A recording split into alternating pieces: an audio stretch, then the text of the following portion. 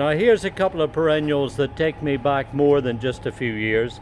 These are two forms of Ligularias that we used to use at the backs of beds and borders. We would use them more or less as a backdrop to show off other smaller perennials in the foreground. The first one here is one called Ligularia Othello. This is a dentata type, which means that it comes originally from China and Japan. Very hardy, tough, reliable form with these big, bold green leaves on the top, and when the breeze blows through them, they flip up and show this beautiful purple underside. As you see also, the young leaves, when they emerge first, are very pretty in that they have this dark purple foliage on them.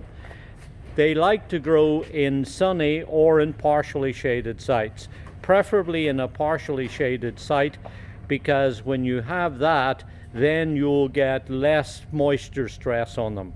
If they grow out in full sunlight, it's very important that they're put in damp, moist soil, and they've got lots of organic matter at their roots. That's what Ligularias love. They love it cool and love it moist. So if you have this one, dig a really good big hole, put in plenty of organic matter, planting compost, leaf mold, that sort of thing. Water them well, of course, and also put down a good layer of mulch, and that will help to keep them going through the drier summer months. Wonderful at the sides of beds and borders where it's damp and moist. Very good near water features, ponds, streams, bog gardens, that sort of thing. Just perfectly at home there. They love to thrive and grow there. And then this other one is one called the rocket. Now this one comes from northern China, completely different species in that this one has, as you see, these big heart-shaped leaves.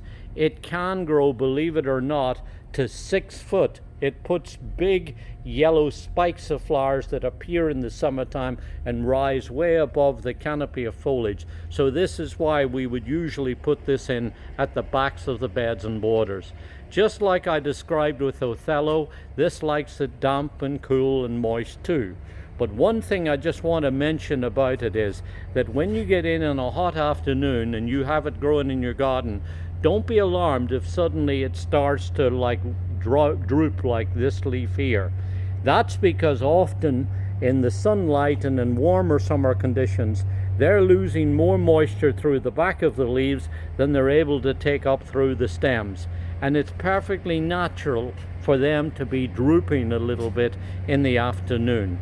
You'll find then at about 7 or 8 o'clock, they'll come back up and be perky and just nice and full and rigid again, just like these leaves. So as I say, if you suddenly see them drooping a little bit in the afternoon, not at all concerned. It's not like they need watering, though of course they do like to grow in damp, moist conditions.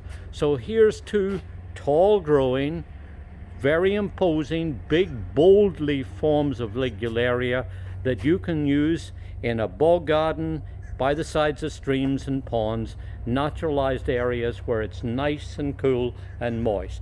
Ligularia dentato Othello and Ligularia the rocket.